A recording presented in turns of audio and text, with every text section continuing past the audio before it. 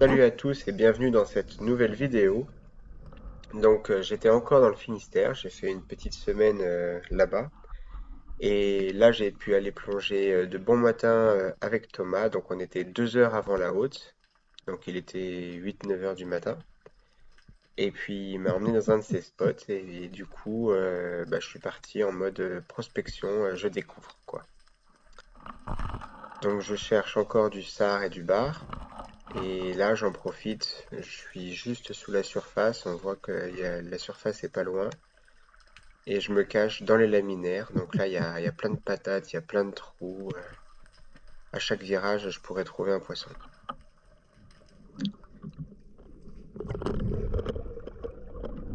Et du coup, bah là, je repars pour une nouvelle descente.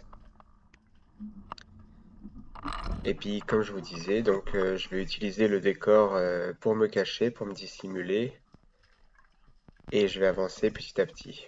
Donc là, je suis à un endroit où assez haché. Je vais passer dans les laminaires et petit à petit, en fait, je me rapproche des moulières qui sont au ras de la surface. Donc là, les sards, en fait, ils vont commencer à remonter des profondeurs pour venir manger. Donc j'essaye de me cacher au mieux derrière les lames d'algues. Là, il y a une espèce de cuvette sous moi et là, d'un coup, ça va très vite. On va pas le voir, il est derrière les algues. Je vois un gros sard que je vais aller tirer. Donc pour moi, la matinée, elle commence super bien parce que ça va être un beau poisson. Vous allez voir.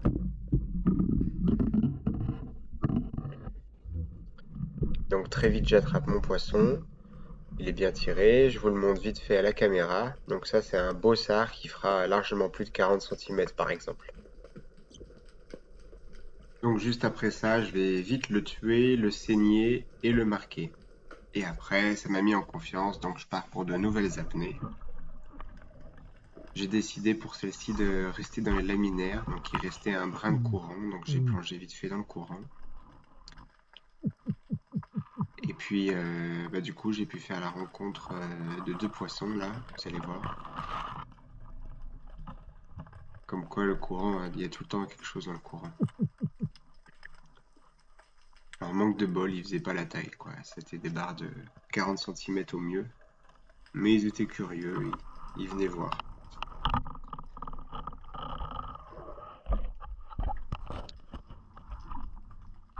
Un peu plus loin, donc je changeais de tête de roche, je continue ma prospection. Donc je garde à peu près le même modèle. Donc on voit là, je suis encore sur, il y a une cuvette avec des galets. J'étais dans les laminaires, donc je vais doucement la traverser. Donc je fais exprès de descendre, je descends au fond de la cuvette pour que les parois, la roche et tout me dissimulent. Ça, il y a zéro bruit, hein. Tout ce qui est en face de moi, c'est sûr, ils m'ont pas vu arriver. S'il y a quelque chose. Et ensuite, je remonte tout doucement. Je m'aide avec les algues. Et là, voilà, je vais tout doucement, je monte ma tête tout doucement pour ouvrir mon angle, voir s'il y a un poisson qui arrive. Donc on voit la surface, on voit la mousse, l'écume. Là, il y a une vieille qui m'arrive dessus. Manque de bol, c'est pas un sard. Mais voilà, c'est à peu près cette attitude-là qu'il faut avoir sous l'eau ou essayer d'avoir pour surprendre de temps en temps les sards quand ils sont présents. Alors petit à petit, je dévoile ma zone. Donc là, vous voyez, je suis carrément dans la moulière. Il y a quoi? Il y a 1 mètre de fond. Et là, il faut vraiment utiliser le relief en essayant de taper le moins possible pour trouver du poisson. Donc il y a des pousse-pieds à ma droite. Voilà, c'est vraiment ce biotope que les poissons vont rechercher, les sards par exemple, ou les bars. Et on peut les surprendre au détour d'une roche. Alors là, manque de bol, il n'y en avait pas. Mais de temps en temps, il y en a. Donc là, vous allez voir. Donc là, pareil, hein, vous voyez, je circule entre les roches. Là, il y a une jolie vieille, donc qui est pas du tout paniquée. Donc là, je sais qu'à partir de là, les poissons, ils m'ont pas repéré. Et là, je vois bien qu'il y a un gros trou en face de moi. Il y a de l'écume à ma droite. Donc je décide de vraiment prendre mon temps pour me rapprocher. Vous voyez, je dirige directement ici. Et là, il est là, là. On le voit pas trop avec le fond, mais il y a un sard là que je suis en train de suivre. Et en fait, j'ai pas osé tirer pour pas éclater ma flèche sur la roche. Mais j'aurais dû le faire. J'aurais dû le faire, mais voilà, j'ai eu peur d'éclater ma flèche. C'est pas grave, ça sera pour une autre fois.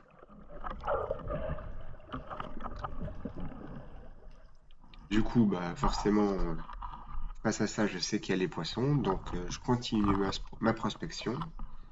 Je décide d'avancer dans un peu plus de fond parce que j'ai repéré que la roche me permettait de me dissimuler. Vous avez vu, il y avait la roche sur ma gauche. Les moules sont à ma droite. Et puis petit à petit, en fait, je vais me servir des algues pour commencer à avancer.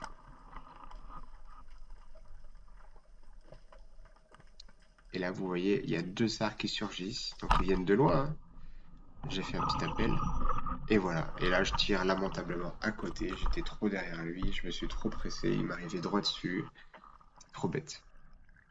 Avec tout ça, bah, la sortie, c'est un petit peu la cata parce que j'ai raté deux belles occasions d'avoir du poisson. Et là, sur le retour, donc dans les haricots de mer, vous voyez, c'est les algues que je suis en train d'attraper sur le côté. Je longe une faille et je vois que c'est blindé de belles vieilles. Donc en fait, elles avancent devant moi. On voit pas trop à la caméra, mais elles avancent devant moi. Et au bout d'un moment, j'en vois une bien grosse.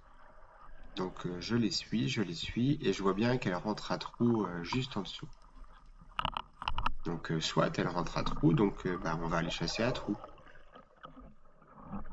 Et du coup, bon bah, je me fais un petit peu brasser dans l'écume, mais je prépare mon apnée et je vais aller voir du coup ce qu'il y a dans ce trou, si je peux pas faire un beau poisson.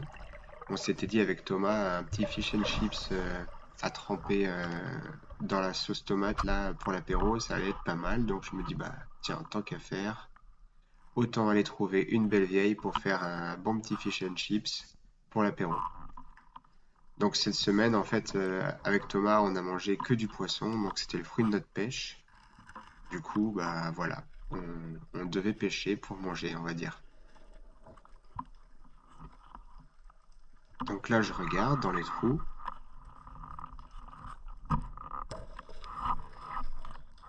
Je regarde un peu plus là. Au début, je la voyais pas en fait.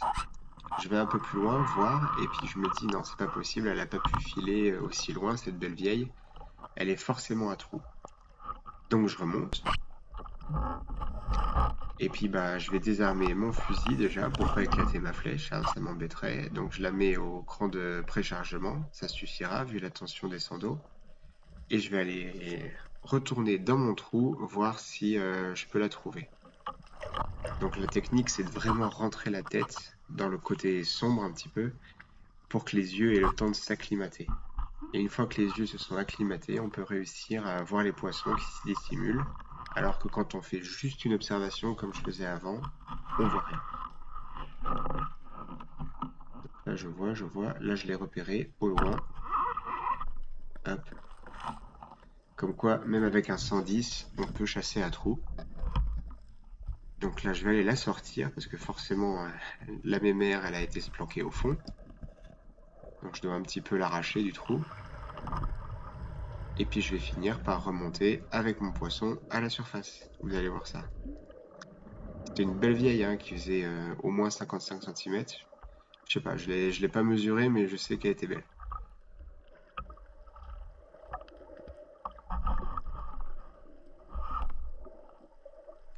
Voilà. Et voilà un beau poisson. Et donc celle-ci, elle a fini en fish and chips le soir même. Un peu plus loin, j'étais dans le bleu, et puis il y avait un banc de mulets qui passait devant moi. Donc je tire un mulet, voilà. Je me suis dit, yes, on va faire des rillettes. Et manque de bol, il s'est décroché. Mais je vous ai quand même laissé la séquence pour vous en parler parce que quand vous tombez sur un banc, type banc de mulet, il faut vraiment pas se dire je tire dans le tas et puis je vais bien en avoir un.